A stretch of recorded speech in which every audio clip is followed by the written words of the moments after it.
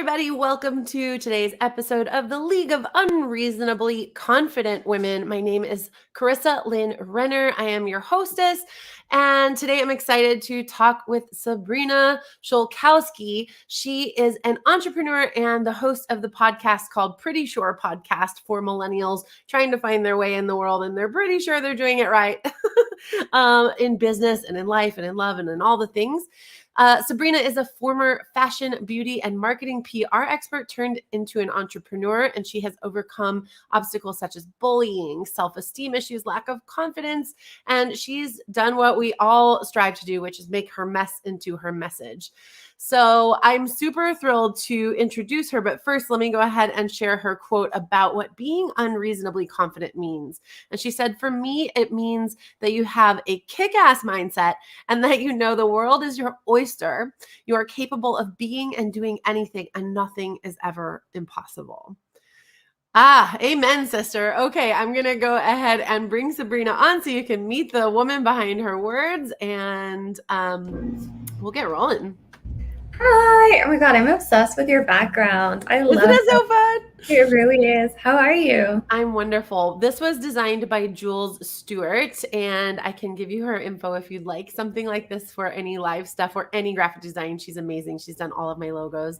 And anybody watching, if you have any graphic design, Jules Stewart is the bomb. She's amazing.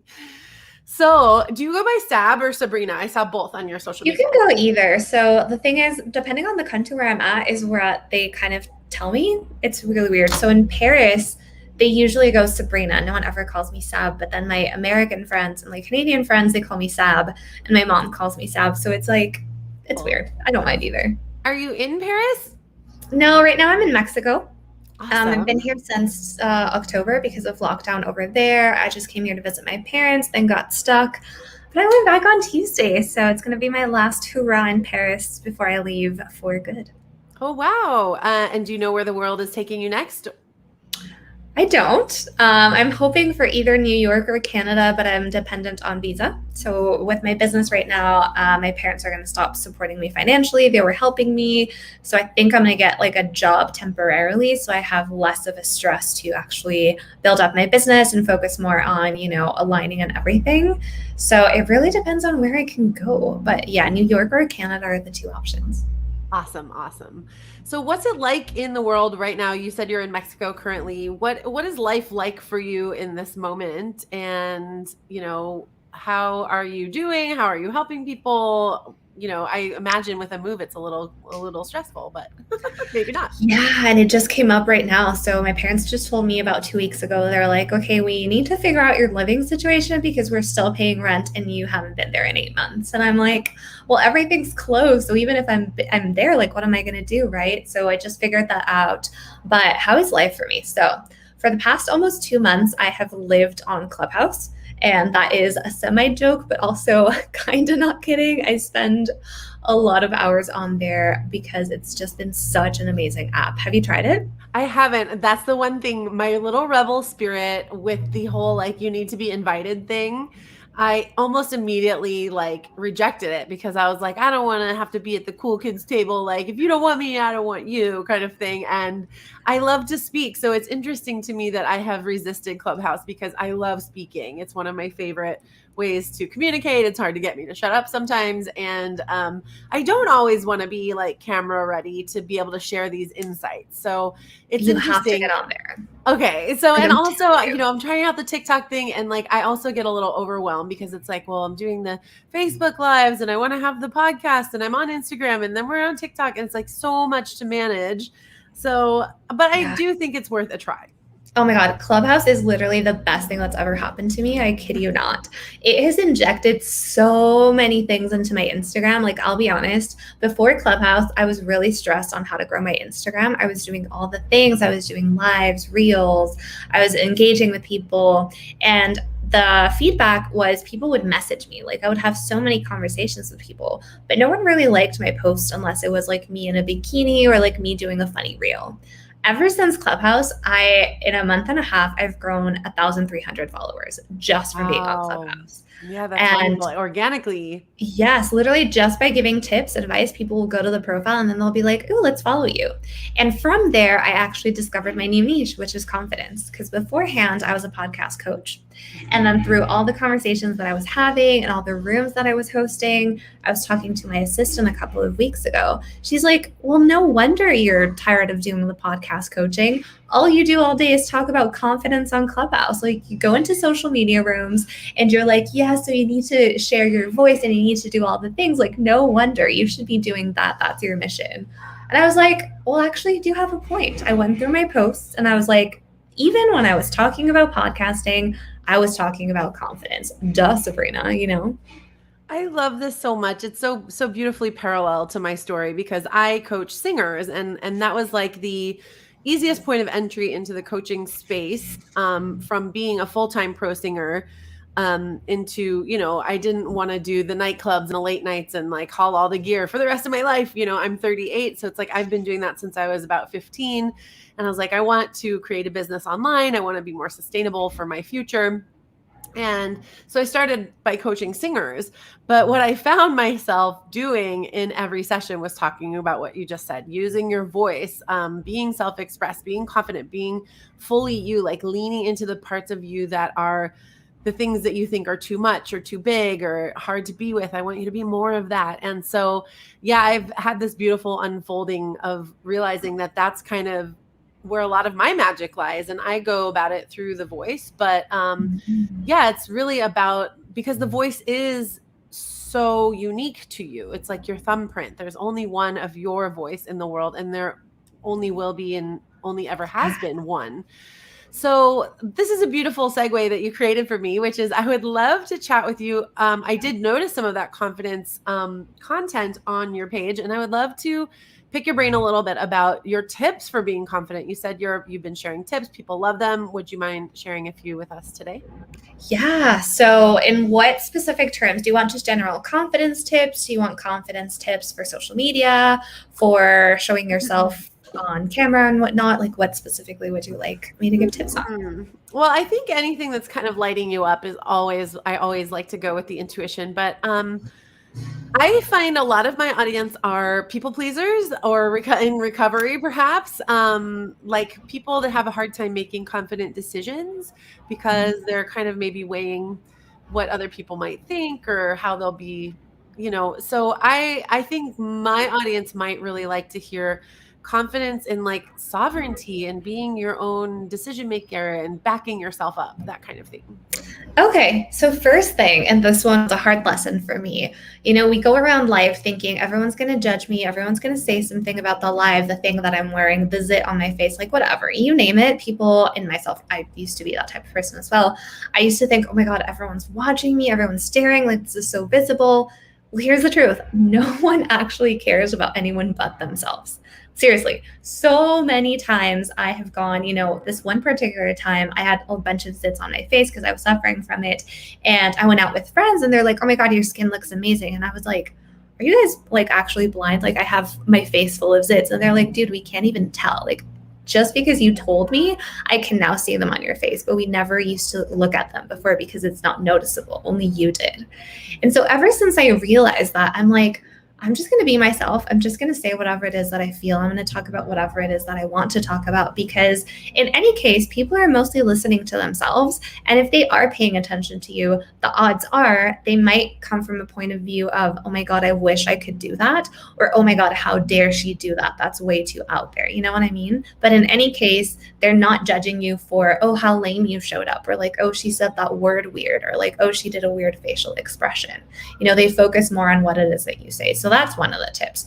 Do not ever think that people are judging you, because the probability is that unless you are like Nicki Minaj or someone, they're probably not going to be paying attention to you enough to be able to judge you. So that's one. And then it's a harsh one, but trust me, I had to learn that because I used to walk around. I'm still sometimes a people pleaser, but I'm in recovery. So I put myself first nowadays. But beforehand, like even before starting the podcast, I would be the type of person that was like, oh, I can't say that because people are like, what are people going to think? What if I share my thoughts on this specific practice that someone said in business and I don't agree with it? People are going to think that I'm crazy, or like, how dare I go against it? And now I'm like, no, that's actually what makes people relate to you if you're honest and if you tell your opinions and if you're unapologetically yourself. So that's what I've been doing particularly. And another tip that I can give when it comes to social media, because this also used to be me. So back in the day, I would never, I'm going to sneeze.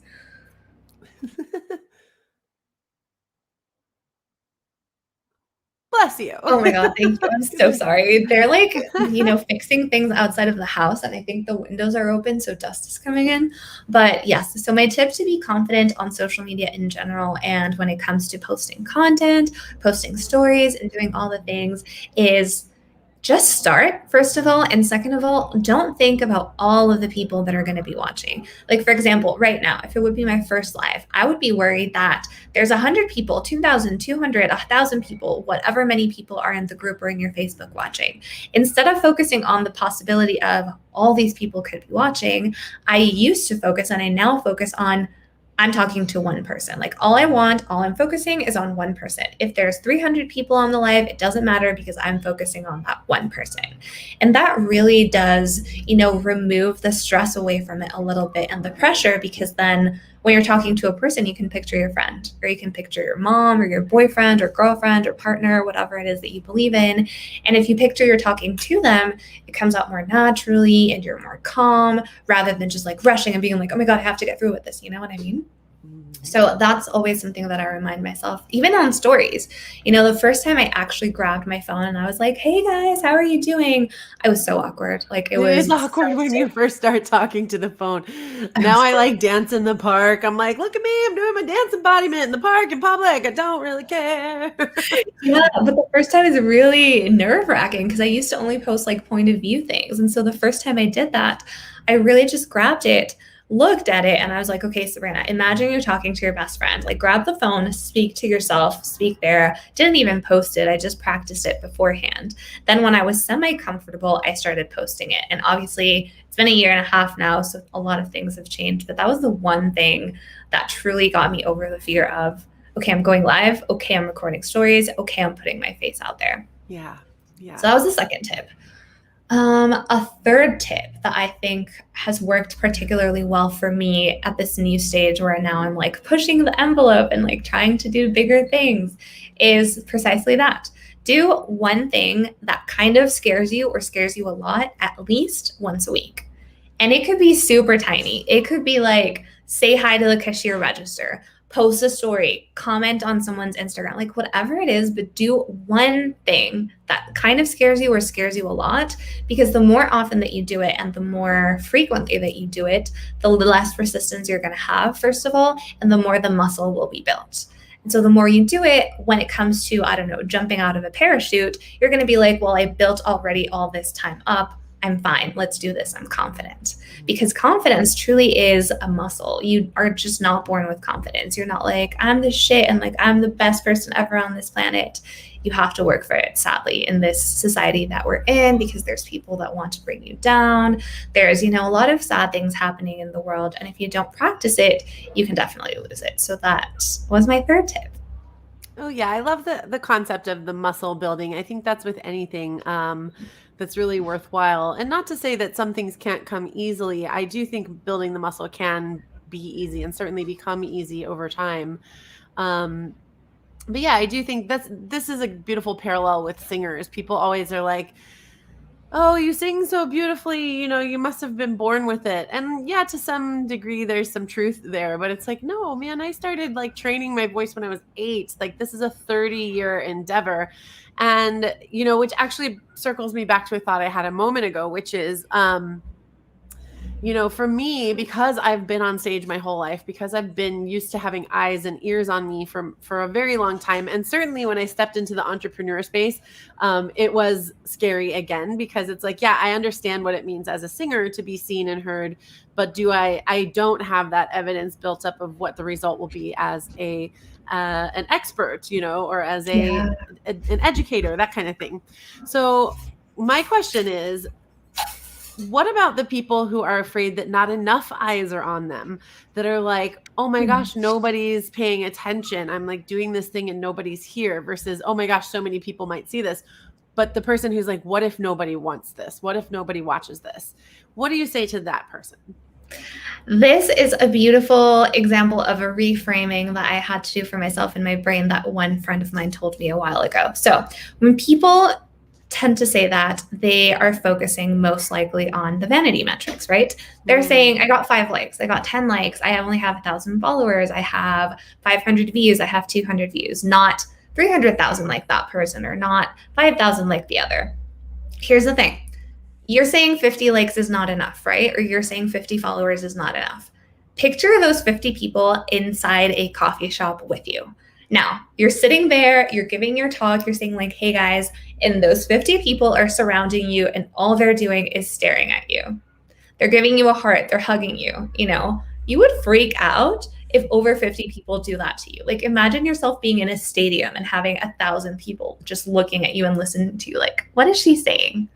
Like, when you look at it that way, 50 likes is a lot of people. It means 50 people took the time to look at your content and engage with it, having been out there, 200 million different accounts. Like, someone actually saw it and was like, wow, this is worth a like, right?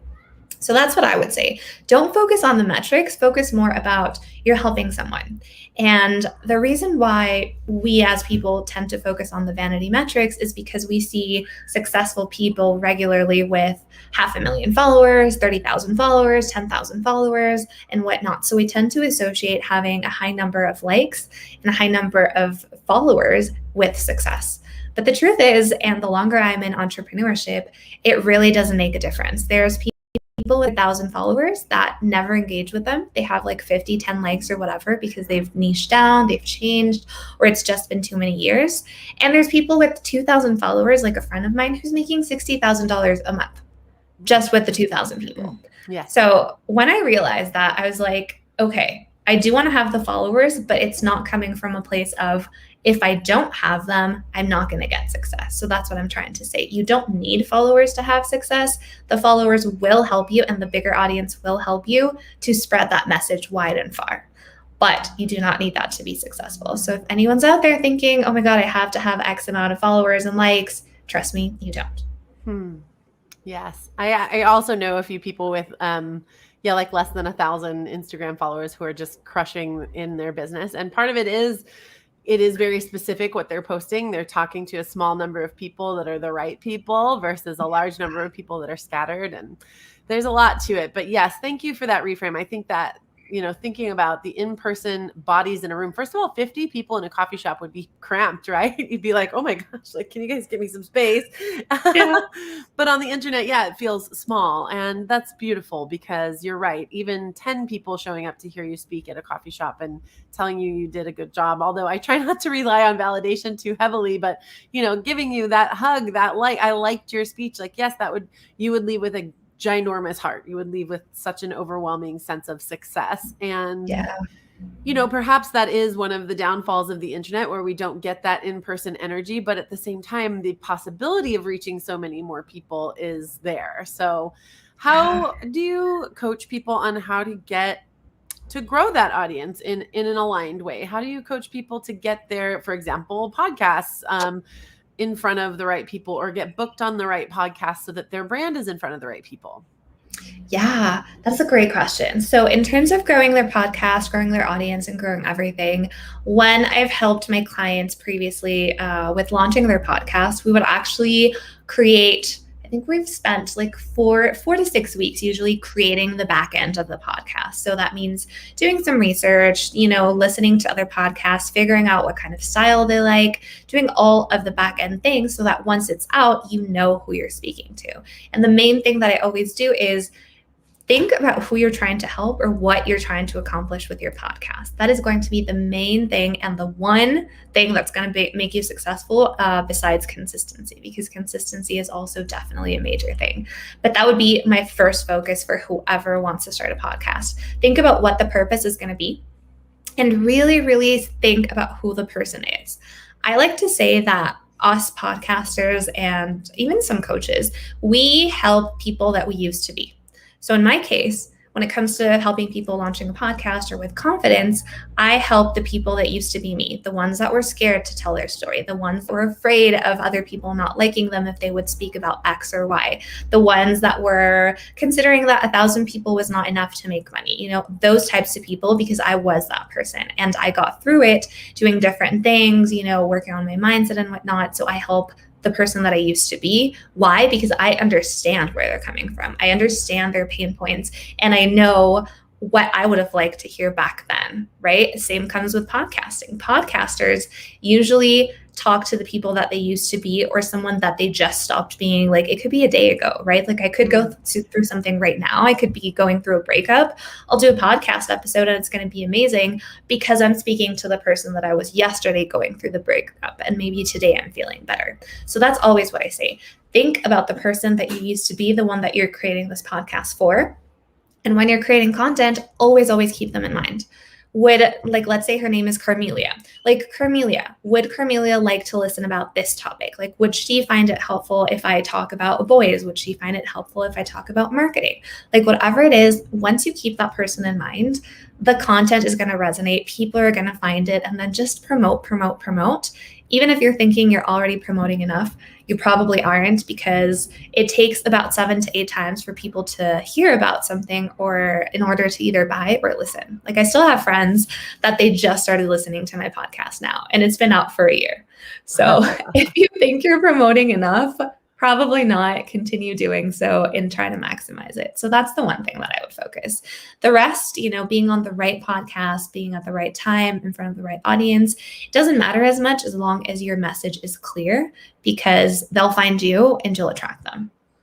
Ooh, I like that. Attracting. Let's talk about that. That's like my jam. I love manifesting. I love energy work. I use the voice to do energy work. It's one of the fastest and most effective ways to shift your energy if you're in a place where you might be blocking yourself from being a magnet of those things that you want. What are some of your ways that you magnetize your message so that you do get in front of the right people without a lot of manual effort? That's a good question. I think I'm gonna cop out and I'm gonna say that it comes back to knowing the person that you're speaking to, because the things that I've posted that have gotten the most engagement, like I think I did a picture. When was it? I think I did a picture when I first joined Clubhouse. It got, I think, over 250 likes, which was like a first for me. I had never gotten over the 190 threshold. And the reason why was because I was super candid and I was just talking about a pain point that I was going through. So I was talking about my own struggle with not finding my voice. So I guess what I mean is speak from the heart. Always. Don't try to word it and be funny if you're not funny, or try to be clever or try to be cute. Doesn't matter if it's a reel or anything, because people will notice and people will see that it's not authentic and they won't resonate. The best pieces of content, like seriously, think about your own consumer habits. Like, what is it that you specifically like? When you're scrolling on Instagram, what makes you stop? What makes you say, holy damn, I want to be that person's friend. Like, I need to follow them. It's usually you resonate with something they say. It's usually something that attracts your attention or speaks from the heart. And it's something specifically that you needed to hear at that moment. So as long as you have that message clear, even if you do all the work, or even if you don't do all the work, you never know who's watching and you never know who's going to be sharing. It just takes that one person to be able to share it to someone, and then something goes viral, right? So I would always focus on speaking from the heart and just being yourself. Like, it doesn't matter if you're quirky, great, be quirky, have at it. If you're serious, do that. If you're more of an analytical person, do that. Just figure out what it is that you're good at, what your personality is, and then just lean into it 150,000%, and you're probably going to be fine.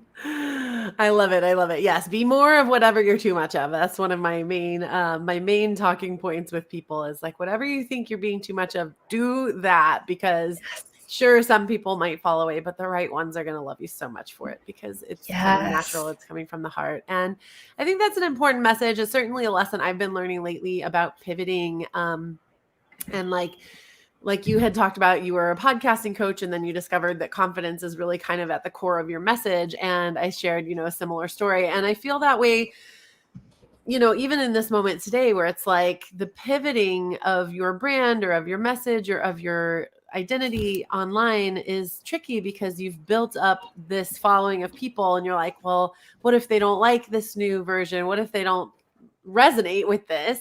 And then I lose all the followers I've built up. And, it's funny because if I was advising myself, I would say, well, that's okay, because now you're going to get the ones that are resonating with the new message. But I think it's when you're in your own shoes, it's kind of, it's a little scarier. It's like, it's harder to be removed from. Yes. Yeah, definitely. Okay. Well, I want to be respectful of your time. We have about 5 minutes left. Shoot at it. Do your worst. Okay. Well, I have 3 questions I always end with, but I want to sneak one in before that, which is, because this is a selfish question. And we might as well tie it into your freebie because they're related. So we'll go ahead and promote that for just a second. But I want to know how I get myself on podcasts, or like if my guests wanted to be a guest expert on a podcast that has a larger audience than, say, mine. What do I got to do for that? Or what do they have to do? I love this it. is about me. Well, for you and for everyone that is listening or watching the replay or live right now, the first thing that you have to start off with is doing a little bit of research. I always say that because, I get so many messages every day about people that don't even know what I'm speaking about. I've never even listened to my podcast. They just see, ooh, podcast. Ooh, I want to pitch myself. Like the other day, I got this random old man that was, I think, like 70 years. I don't even know. Her assistant messaged me and she's like, this guy is amazing. He talks about marketing secrets from like a very data analytical perspective, and they'd love to be on your show. And I was like, my show is for millennials and I never ever talk about marketing analytics, but thank you for your participation. So my first and most important tip is really do a little bit of research. You don't have to spend hours, researching the person. But if they have a podcast and you're pitching yourself to be a guest, listen to a couple of their shows and pick out one thing that you liked or that resonated. And you don't even have to listen to the whole episode. Listen to 2 minutes, 1 minute. Pick out one thing that stood out for you, write it down, go to their Instagram, go to their social media, wherever it is that you're reaching out, look through their content and think about one topic that they talk about that resonates with you and think about the reason why. And then when you're reaching out, make it super personal. It does take work. It is a little bit harder because I'm not giving you a blanket statement. You do have to do a little bit of the work. But I'm telling you, I've probably had 2 or 3 rejections, and it's been either someone never responded because they never opened the message, or they were like, oh, I'm actually taking time off social media or posting because I'm doing a book tour, like whatever. But other than that, people usually resonate and respond because I'm being very strategic about what I'm saying. So I'm hitting them with, hi, I've been following you with X amount of time. I'm hitting them with a compliment that's very specific about their content. I'm saying why it resonated with me. So I'm going a step further and I'm letting them know I'm not just giving you a blanket statement. It means something to me specifically. Sorry. Then I introduce myself so that they know a little bit about me. Then I'll go into, the call to action. If this resonates with you, send me a message, or here, we can definitely schedule a call or whatever it is, let me know. And then the last secret, and this is, kind of like the secret sauce that's also, I think, included in the freebie guide that I sent you for your listeners and everyone, is end with another compliment, but from the words of, if this is not a fit, doesn't matter. I just wanted to send you a message to say that you're inspiring, love your content, obsessed with you, whatever it is.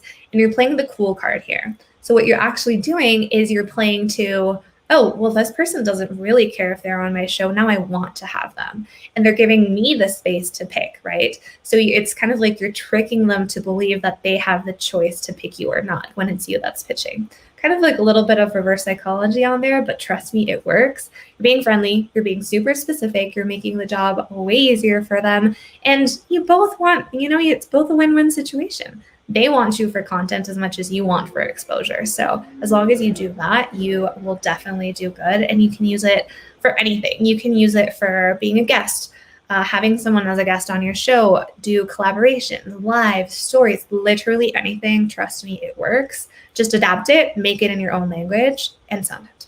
Voice notes are better. If you can't do voice notes, just make sure your voice translates to text and then you're good. Awesome. That's so good. And, energetically, I think that's kind of the key to life, not just to getting on podcasts, but like, hey, it's okay if this isn't a fit for you. I just wanted to acknowledge you and, and let you know I exist. Because I think, I teach manifestation through the voice. And I think that's one of the key ingredients that people kind of miss in manifesting is they want it so bad that they're like, I got to get it. I got to get my hands on it. And it gets this energy of like this versus, hey, it's cool. You choose, balls in your court. I just want to say I love you either way. It's this detachment. And you're right, that does create an energetic magnet, like that you're saying, like that people want to hear more from you instead of like getting the air that you are desperate to be seen and heard. And then it's like, well, why are you so desperate to be seen and heard? What am I validating in you that you could be offering value to my guests or to my audience, excuse me. Well, Sabrina, that is such beautiful advice. And I have a link to your freebie inside of my private Facebook group, as well as in the comments of all of these places where this is airing. And last little bit, and then we'll let you go for the day. I would like to ask you the same questions I ask all of my guests. The first one is, what does it mean to you to have a voice? My dog clearly knows his answer in the background. He's like, I need to be heard. For me, having a voice, it's more about being heard, sharing your message, just having space and knowing that whoever hears your voice is the person that needs to hear it, but it just matters that your message is out there. So that's really what it means to me. I love that. If you could give every woman or female identifying body in the world a piece of advice and you know that she would take it, what would that be? Could it be about anything or life, business? Anything at all. Okay, this one's my favorite, and I know it's been repeated a lot on social media, but trust me, ladies, this has been an eye-opener for me. If they wanted to, they would. In any way, shape, or form, in relationships, in business, in friendships, literally in anything. Whenever you're doubting something and you're like, I don't know if this person wants to be my friend, if they want to do this, if they want to date me, if they wanted to, they would make the effort. I have flown from Paris to Vancouver for my best friend's wedding. I have flown from Paris to Mexico because I was dating a guy. People will do the things if they want to. And there's no humanly possible power on this planet that will change anyone's mind otherwise. So, yes. Oh, that's so good. Like, let people show you what they want immediately and don't try to change it. I also, when you were first talking, I was thinking it more of like on a personal one. Like, if I really wanted it, I'd be doing it. Not like if someone else, but like, yeah, if this is something I really wanted, I would be doing it, but I'm not. So I felt a little called out in a very good way. Okay. Last one is, please finish this sentence. I hold a confident vision for the future where? I hold the confident vision of the future where I am happy, I am surrounded by love, and I am helping people in the best way possible. That also gives me financial freedom to enjoy my life. Girl. Amen. Okay. Tell them where they can connect with you online if they want to be in your world and get all that juicy confidence and just hang out in your energy, and let me know where the best place to find you would be. Yes. So you can find me on Instagram would be the best place. And my Instagram handle is @thatgirlsabrina. So who's that? That girl Sabrina. That's me. You can find me on there and just send me a message, whatever it is that you want, need, if you want to pitch yourself to be on my show, if you want to be friends, if you have a question, I'll have a chat with you. It's way more personal than email and my website. And anything that I need to send you the link to, I will definitely do that. Just let me know where you heard me from or where you know me from so I can kind of like know that you're just not a random person that's coming into my DMs to track it in order to see what's working for me. So just send me a DM. I'm super friendly. That girl Sabrina on Instagram, and you're golden. Thank you, Sabrina Sholkowski. It was so fun hanging out with you today. I really hope I get to see more of you in the Ethernet world. And I will say goodbye to you for today, but not forever. And thank you so much for your time. Perfect. Well, thank you for having me, and I'll speak to you soon. I'll send you an email so we can chat. Bye, everybody. That would be fantastic. Thank you so much. Bye-bye. All right, everybody. That concludes this episode of the show. We are off to our fancy outro. Thank you so much for tuning in. I really hope you enjoyed today's episode. And remember, if you did love what you received today, please be generous with it, share it out into the world, tag a friend who might want to hear it as well, and help me end up not in the spam folder of the internet, but rather in the hands and ears of somebody who could really use this and love it as much as we do. We're live every single Friday here on Facebook at 12 p.m. And there's an exclusive community you can join to get all the behind the scenes action. Link is in the comments below. I'll see you next week. Thank you so much.